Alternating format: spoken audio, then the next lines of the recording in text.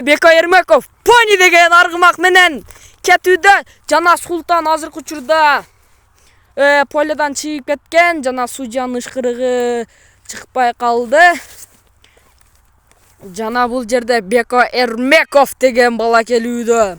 Ой, азыркы учурда Беконун Pony деген аргымагы чарчап калган окшойт.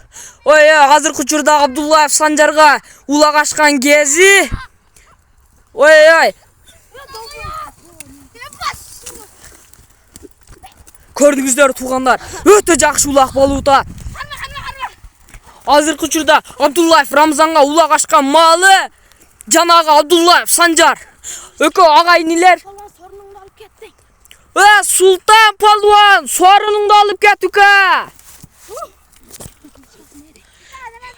Султан, аттын кличкасын айтып коеюн. Черный пантера. Молодец инем. Улак жакшы ултат окшойт, а? Ой, көрдүңүздөр туугандар, өтө курчтай, өтө.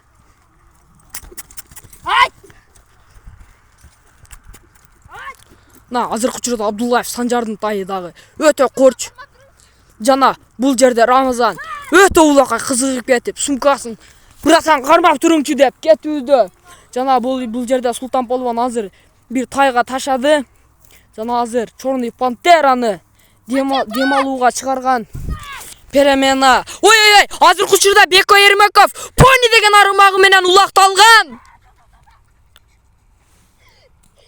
Ой, Бeko азаматсың. Кыргызстан эли Pony экөөңө ишенет. Ой, Beko Полвон. Ош областы, Ноокат району, Кайрагач айылы. Beko Полвон! Көрдүңүздөрбү достор?